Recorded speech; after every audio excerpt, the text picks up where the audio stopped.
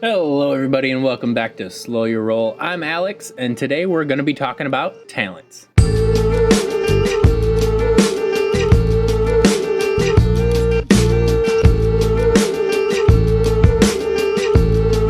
Talents are what you get at level 2, well, every other level when you level up in DC20.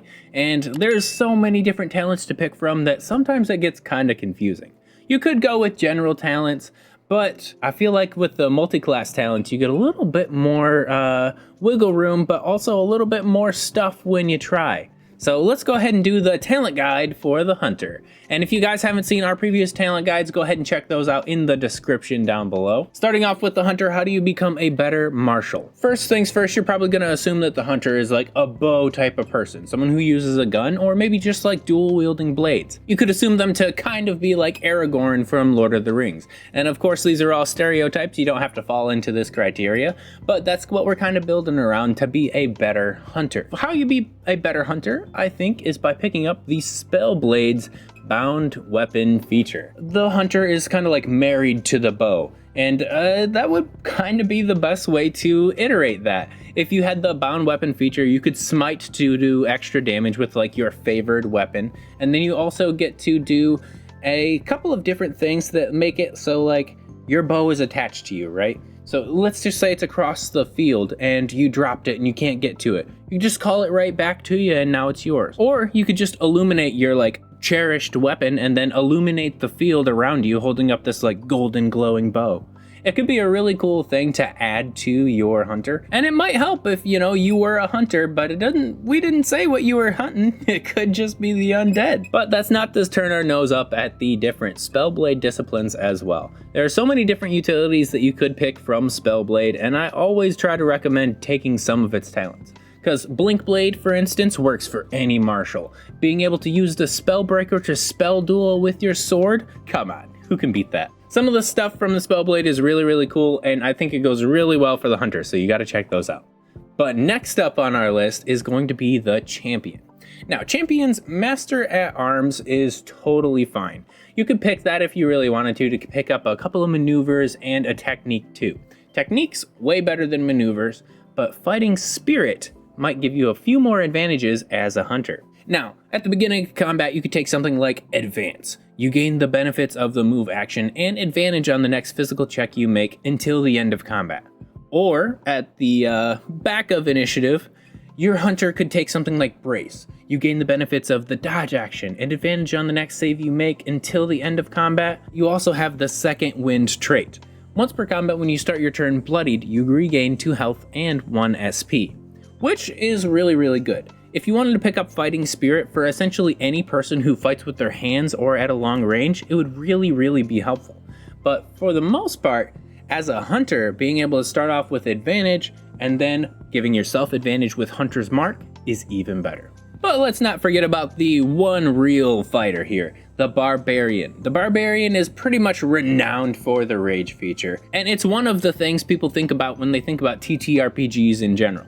So, being able to be mad and hit harder. That's pretty much as simple as it gets, but you do have advantage on might saves. So if you're trying to wrestle somebody, you're getting a little bit angrier, you're gonna do better.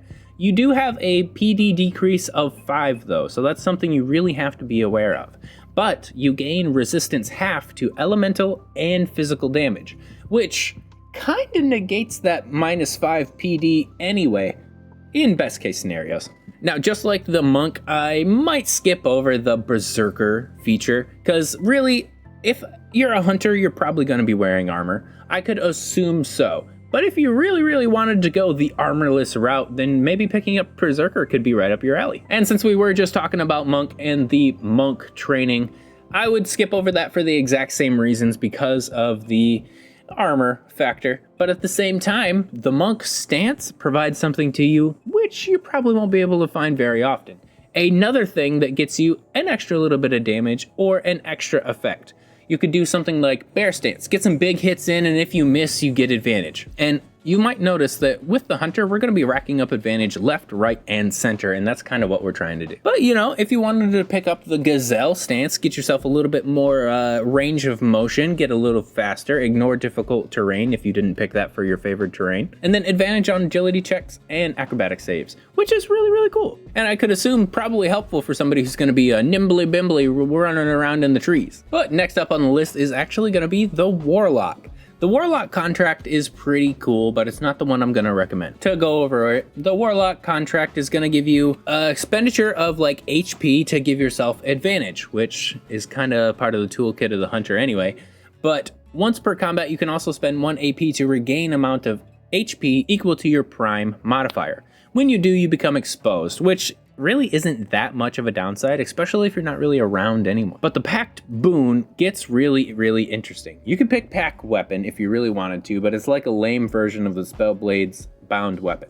So I usually skip right over that because I just picked the Spellblade bound weapon anyway. But if you wanted to pick up the packed cantrip, packed familiar, you'd have to pick up a couple of mana features as well. So the thing we're really looking for is packed armor.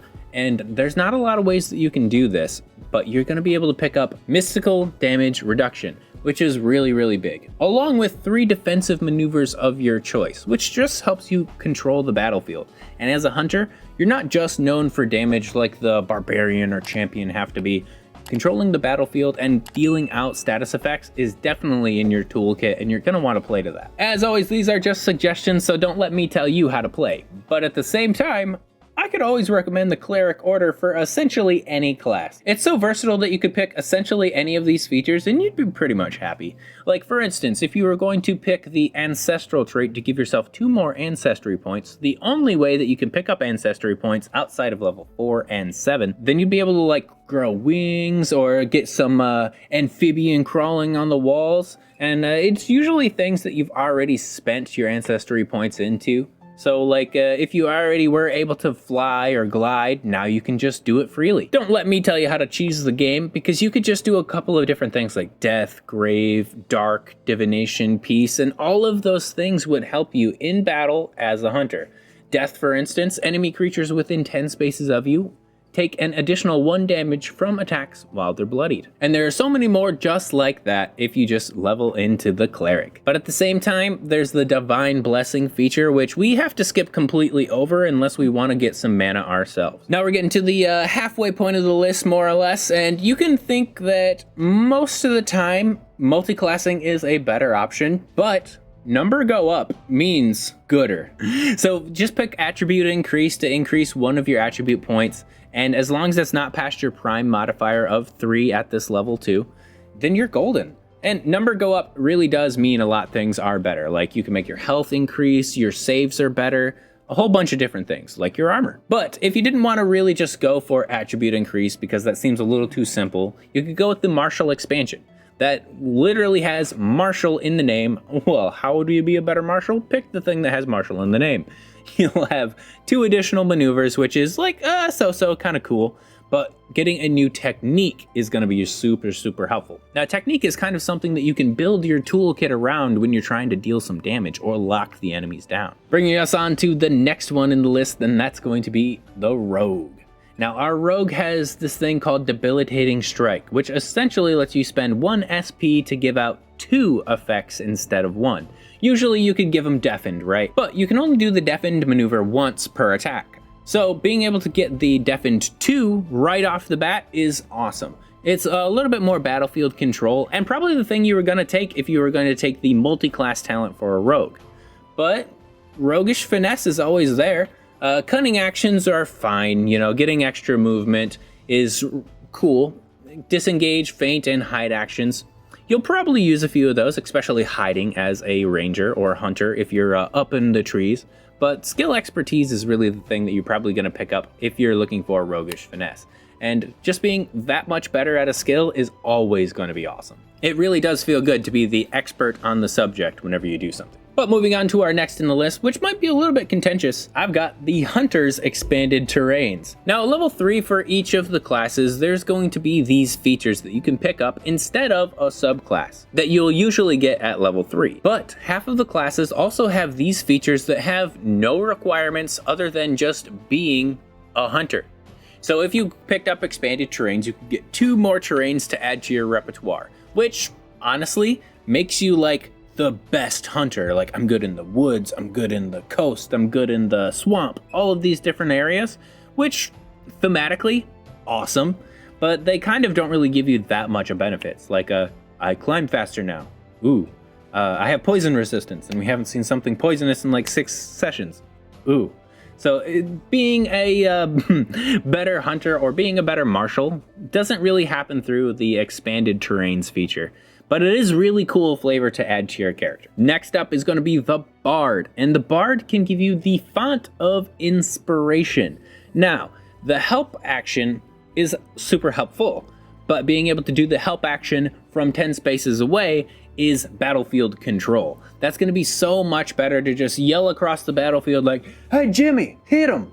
And then he actually gets to roll better because you said that. It is unfortunately a support classification, not a martial classification, so that's why it's a little bit lower on the list to being a better martial or a better hunter. Remarkable repertoire is possible, but it's another one of those things that we kind of need to pick up some spellcasting abilities to actually make use of it. So I'm going to skip over it too. We're going to be coming up to the last 2 general talents.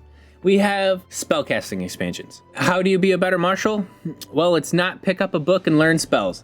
Spellcasting expansion is a good talent. It's a great talent, but it's not how you swing a sword harder, better, faster, or longer. So for this instance, it's going to have to be a little bit lower on the list, but I do totally recommend picking something like spellcasting expansion if you wanted to break into spellcasting. Totally a viable option. And then last but not least, never pick skill or trait increase. You can literally get skill or trait increase with several different multi-class talents that we've already discussed. Please don't do it. But hey, that's just my 2 cents, everybody. If you have any like contentious picks, or you think I might have misranked some of these things, please leave those down below, because I really want to see what you guys did with your hunters too. But until next time, everybody, I'll see you all later.